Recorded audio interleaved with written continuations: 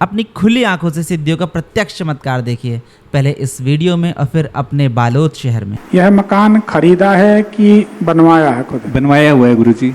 Plot लिया था जी। तो प्लॉट किसी जैसे किसी चमन भाई का प्लॉट हो, चासे हो? चमन जी से। क्या बात है। प्रणाम। भगवान सुखी रखे। क्या नाम है? कौशल मिश्रा। कहाँ से है मिश्रा जी? रायपुर से। जन्म तारीख बताएं। 11/2/87 सुबह 4 बजे। अगर आपकी कुंडली सही है तो आपके घर में एक मृत आत्मा भटकती है, जिसके कारण आपके घर में एक बीमारी समाप्त नहीं होती, दूसरी बीमारी शुरू हो जाती है। ये बात सही है या गलत? जी सही है। आपकी कुंडली के अनुसार आपके घर में पेट की समस्या, सबका पेट फूलना, गैस बनना, जी बिल्कुल सही है होता है। बिल्कुल सही है। इतना सिर सबका भारी भारी रहता है और हमेशा दिमाग इतना उत्तेजित रहता है कि किसी से भी विवाद हो जाए, किसी से भी तनाव हो जाए, ये घर के अंदर होता है। सही है कि गलत? बिल्कुल सही है गुरुजी।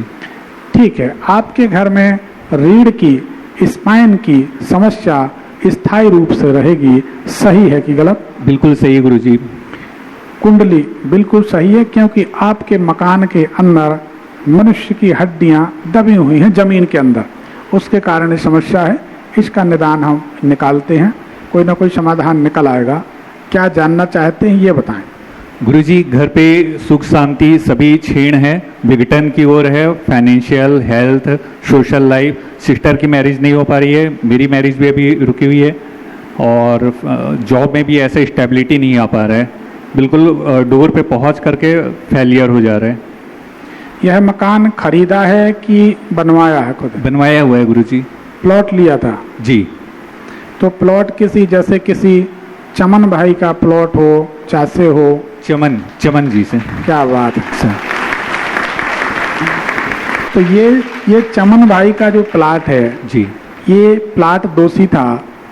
ये प्लाट चमन भाई का ये जो भूखंड है ये दोषी है जी। उसके कारण ये समस्या है। इस मकान में मनुष्य की हड्डियां हैं जी, उसके कारण ये समस्या उत्पन्न हो रही है जी। इसका निदान आपको खुद करना चाहिए। ब्राह्मण बालक हैं, अमावस्या के दिन स्नान ध्यान करके गीता का पाठ आपको करना चाहिए। जी गुरुजी। आप ये पाठ शुरू कर देंगे, जिंदगी भर, आज आप जी गुरुजी कह रहे हैं, जिंदगी भर आप हमको गुरुजी ही मानेंगे। जी गुरुजी। करना है जी। धन्यवाद। अमावस्या के दिन गीता पाठ। गीता का पाठ। अश्वनी नक्षत्र में घोड़े का नाखून ले लें। जी इतना सा घोड़े का नाखून, घोड़े को जहाँ नाल ठोकी जाती है जी, वहाँ से घोड़े का छोटा सा नाखून का टुकड़ा ले लें। जी उस नाखून के टुकड़े को अश्वनी नक्षत्र में लाएं। जी। कैलेंडर में लिखा रहता है अश्वनी, भरणी, कृतिका, रोहिणी, मृगशिरा, नक्षत्रों के नाम लिखे रहते। जी जी। अश्वनी नक्षत्र में घोड़े का नाखून लाके और आप अपने घर में अमावस्या के दिन या रात्रि में, कभी भी अमावस्या है शनिवार को, उसका धुआं कर दें। कंडा कोयला सुलगाएं, उसकी जब लपट निकलना बंद हो जाए उसके ऊपर वो घोड़े का नाखून रख दें, उसका धुआं होगा, आपके घर से समस्या खत्म हो जाएगी। जी ठीक है ना? जी गुरुजी। तो ये जरूरी नहीं तो कोई भी स्टेबिलिटी इस परिवार में नहीं आ सकती। ये भूखंड का दोष है जी। तो इसको अपन को सुधारना। अमावस्या को गीता पाठ जी और नाखून का धुआं, जी, ये दो काम आपको करने चाहिए। जी। और कोई सवाल? इससे आपकी मोर देन 99.9% समस्या एक महीने में समाप्त हो जाएगी। जी गुरुजी। ठीक? जी गुरुजी, छोटी बहन की शादी में लेट हो रहा है, तो उसकी शादी के लिए बहुत परेशान हैं हम लोग। देखो, आपके घर में मंगल कार्य नहीं होना चाहिए और वही हो रहा कि मंगल कार्य नहीं हो रहा, तो उसका कारण भी यही है। आप इस घर में रह के कोई स्वस्थ, सुखी, प्रसन्नचित्त नहीं रह सकता। ठीक है? जी। दिन प्रतिदिन अपन नीचे की ओर जाएंगे और ऐसा लगेगा कि अपना कोई नहीं रहा। सब बहन उधर दुखी है कि हमारे भाई को पता नहीं क्या हो गया, इतने प्यार से रहते थे, भाई उधर दुखी कि बहन को पता नहीं क्या हो गया, माँ बाप अलग दुखी कि बच्चों को पता नहीं क्या हो गया, बच्चे परेशान कि माँ बाप को पता नहीं क्या होगा। एक घर में अगर 4 लोग रहेंगे तो पूर्व पश्चिम उत्तर दक्षिण चारों दिशाओं में लोग रहते होंगे। सही है कि गलत? बिल्कुल सही है। एक भी इतनी भी बात नहीं होती होगी जिसमें गुस्सा ना रहती हो। यही बात है। बिल्कुल सही। ये 2 प्रयोग कर लो, ठीक हो जाओगे, घर में सुख शांति हो जाएगी। और कोई सवाल? गुरुजी एक सवाल है, घर पे हनुमान जी की प्रतिमा है, उस पर स्वरूप चढ़ाता था मैं, और अभी एक पंच धातु से बनी हुई एक हनुमान जी की प्रतिमा मिली हुई है, तो कहते हैं कि घर पे 2 भगवान मतलब 2 मूर्तियां नहीं रखनी चाहिए। देखिए, सभी लोगों के लिए बड़ी सुंदर जानकारी, प्रश्न निकला तो बता दें।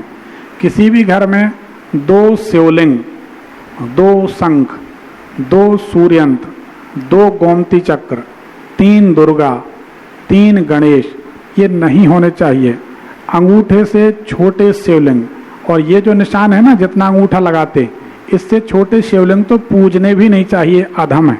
शास्त्रों की बात, वेद की बात, बिना प्रमाण की बात हम नहीं करते। हमारी बात चैलेंजेबल होती है तो है, नहीं है तो नहीं, कोई भ्रम वाली बात हम नहीं करते। अंगूठे से लेके एक बलिष्ठ यानी एक बीता तक के शिवलिंग मनुष्य को घर में रखने चाहिए। घर में प्राण प्रतिष्ठित पत्थर की मूर्ति अगर कोई व्यक्ति रखता है, उसके घर में खानदान में अगर कोई बालक वृश्चिक राशि में जिसका मंगल हो, अगर वह बालक पैदा हो जाए तो अगले वंश हानि हो जाएगी, कोई जीवित न रहेगा उस घर में, आगे कोई जीवित नहीं रहेगा, वंश हानि होगी। मतलब कोई दिया बत्ती करने वाला कुछ पीढ़ी कुछ समय के बाद नहीं रहे। तो इसलिए प्राण प्रतिष्ठित मूर्तियां जनरली घर में नहीं रखते, उसका रीजन यही था। लेकिन अब उसको मानते नहीं।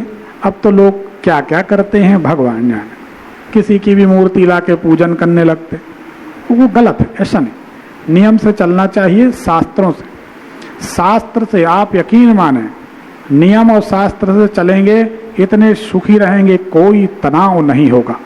और नियम और शास्त्र छोड़ देंगे, इतने दुख आएंगे कि कोई समाधान नहीं होगा। आप कहीं चले जाओ, पैसा कोई काम नहीं आता, पैसे की भी एक लिमिट है, उसके बाद किसी काम नहीं आता। अगर ऐसा पैसे से काम होता तो हम यहाँ तलाक क्यों होता, बताओ। तो पैसे से सुख शांति नहीं खरीदते, पैसे से सुख शांति होती गली गली सोफा बिछा दो, उससे क्या। तो इसलिए अपने को सावधानी बरतनी है। 2 शिवलिंग या कोई भी 2 मूर्ति न रखें। इससे बड़ी मूर्ति है कि हनुमान जी की, हाँ हाँ, पंजे के बराबर है। अब क्या बोले, हनुमान जी का मामला है, देख ले जैसा आप ठीक समझे। ज्यादा ढेर सारी मूर्ति न रखें जी। हम कहीं भी तीर्थों में जाते, हम कहीं से कोई मूर्ति नहीं लाते, उसका एक रीजन है, कारण। लोग कहते हैं उज्जैन आए हैं गुरुजी शिवलिंग ले लो, काशी आए हैं तो शिवलिंग। हम उनसे पूछते हैं कि भाई ये बताओ ये कौन है? बोले विश्वनाथ है, महाकाल है। हमने कहा हमारे घर में बैठे वो कौन? बोले महाकाल है। हमने कहा जब घर में महाकाल बैठे हैं तो यहाँ से महाकाल का विग्रह ले जाने की जरूरत क्या है? और अगर यही महाकाल हैं तो हमारे घर में हम किसकी पूजा कर रहे हैं? हम पानी पर लकीर फेर रहे हैं, हम अपने आप को धोखे में रखें। ऐसा नहीं होना चाहिए। भगवान ये है तो भगवान वो है, समझ गए?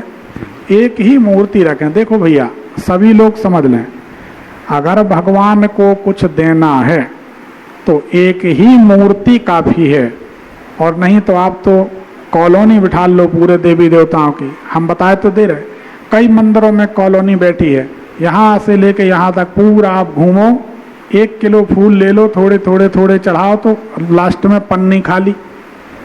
और जिंदगी भर पुजारी फूल चढ़ाता है और आखिरी में कहता है कि यजमान 51 रुपए तो दो। तब कहना नहीं चाहिए, पर कहीं ना कहीं कमी तो है।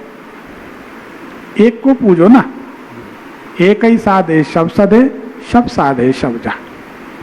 किसी आदमी के घर में अगर 6 बच्चे होंगे तो एक सा उनका लिविंग स्टैंडर्ड नहीं हो सकता। 6 बच्चे, एक होगा तो वो कुछ भी चलाए। आपके पास लड़के बच्चे हैं, पता चला 6 लड़के हैं, एक बच्चे को आप लैम्बोर्गिनी 3 करोड़ की कार दे सकते हो, 6 बच्चों को दो, पसीना आ जाए।